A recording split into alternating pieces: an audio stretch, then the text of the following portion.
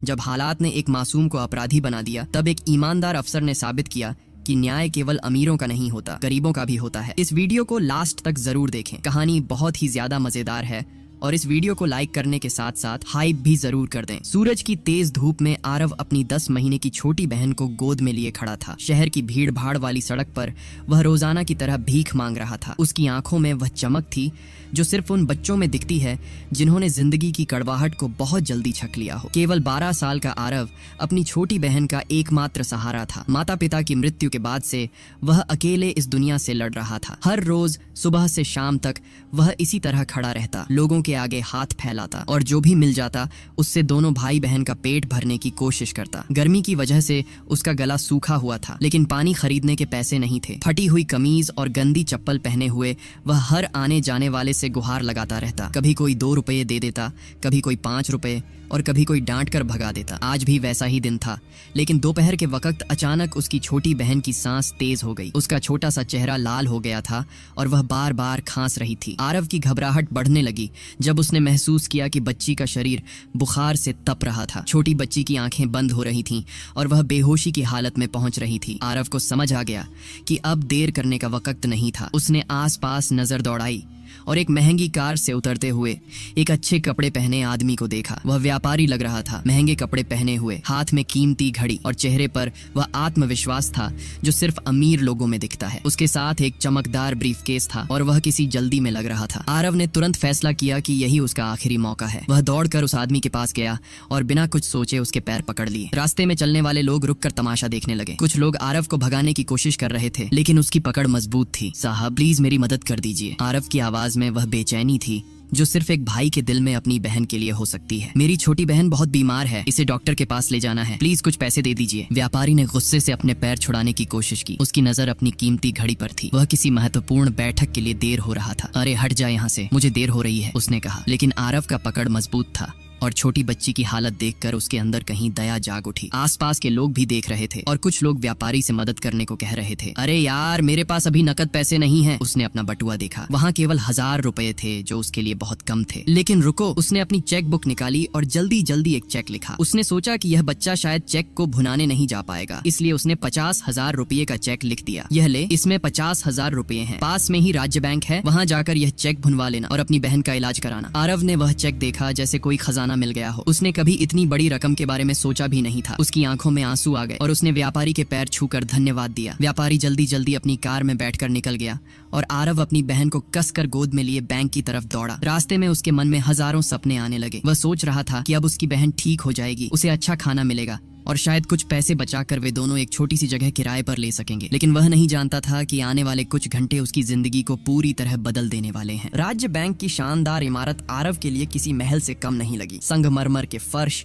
Air conditioner की ठंडक और अच्छे कपड़े पहने कर्मचारी, यह सब उसकी दुनिया से बिल्कुल अलग था। वह अपनी फटी हुई कमीज और गंदी चप्पलों में वहाँ बेमेल लग रहा था। अंदर घुसते ही सभी की नजरें उस पर टिक गईं। कुछ ग्राहक नाक भौं सिकोड़कर उसे देख रहे थे। उसने चेक काउंटर पर जाकर वह चेक आगे बढ़ाया। काउंटर पर बैठा कैशियर उसे देखकर तुरंत समझ गया कि यह कोई सड़क का बच्चा है। यह क्या है? उसने चेक को हाथ में भी नहीं लिया और घृणा से आरव को देखा। अंकल, यह चेक है, मुझे इससे पैसे चाहिए, आरव ने विनम्रता से बताया, अपनी बहन को और कसकर पकड़ते हुए। कैशियर ने आसपास के अपने साथियों को इशारा किया। जल्दी ही वहाँ 4-5 बैंक कर्मचारियों की भीड़ लग गई। सभी आरव को संदेह की नजर से देख रहे थे। तू यह चेक कहाँ से लाया है? एक वरिष्ठ अधिकारी ने सख्त आवाज में पूछा। उसके चेहरे पर अविश्वास और अहंकार साफ दिख रहा था। एक साहब ने दिया है, मेरी बहन बीमार है, आरव ने सच्चाई से जवाब दिया। लेकिन बैंक वालों को यकीन नहीं आया। उनकी नजर में यह कोई धोखाधड़ी लग रहा था। आरव की गरीबी और चेक की बड़ी रकम के बीच का अंतर उन्हें समझ नहीं आ रहा था। यह चेक चोरी का है, इसे कहीं से चुराया है ये लड़का, एक कर्मचारी ने अपने साथियों से कहा। गार्ड सुरेश को बुलाओ। आसपास खड़े ग्राहक भी इस तमाशे को देख रहे थे। कुछ लोग आरव पर शक कर रहे थे, जबकि कुछ लोगों को लग रहा था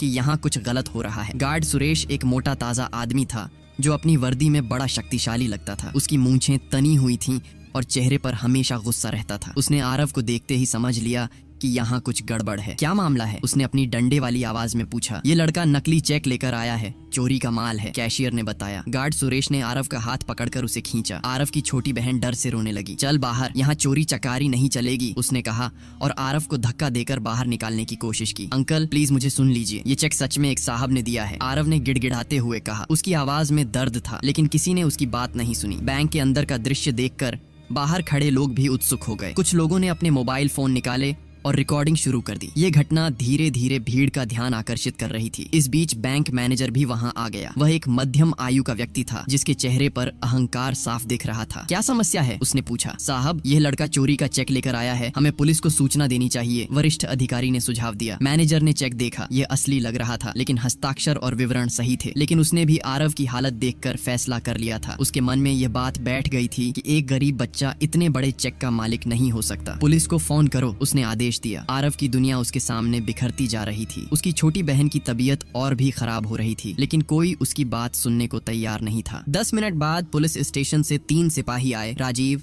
दिनेश और अक्षय। तीनों ने वर्दी पहनी हुई थी, लेकिन उनके चेहरे पर वह अहंकार था जो शक्ति के नशे में डूबे लोगों में दिखता है। राजीव सबसे वरिष्ठ था। उसने आते ही दृश्य को नियंत्रण में लेने की कोशिश की। उसकी आंखें छोटी थीं और चेहरे पर हमेशा गुस्सा रहता था। क्या मामला है? उसने बैंक मैनेजर से पूछा। साहब, ये लड़का चोरी का चेक लेकर आया है, हमें संदेह है, मैनेजर ने समझाया। दिनेश ने आरव को देखा और तुरंत उसके अपराधी होने का निष्कर्ष निकाल लिया। वह एक लंबा पतला आदमी था जिसकी नजरें हमेशा दूसरों को नीचा दिखाने में लगी रहती थीं। ये तो पक्का चोर है, देखो इसकी हालत, उसने अक्षय से कहा। अक्षय भी बाकी दोनों से कम नहीं था। वह मोटा था और उसके चेहरे पर हमेशा नफरत का भाव रहता था। उसने भी हामी भरी। राजीव ने आरव का कॉलर पकड़ा और उसे झकझोरा। कहाँ से चुराया है ये चेक? सच सच बता, वरना जेल में डाल दूंगा। आरव की आंखों में आंसू आ गए। उसकी छोटी बहन की हालत बिगड़ती जा रही थी, लेकिन कोई उसकी बात सुनने को तैयार नहीं था। बच्ची अब पूरी तरह बेहोश हो गई थी और उसकी सांस धीमी पड़ रही थी। साहब, प्लीज मेरी बात सुन लीजिए। एक अंकल ने यह चेक दिया है क्योंकि मेरी बहन बीमार है, वह रोते हुए बोला।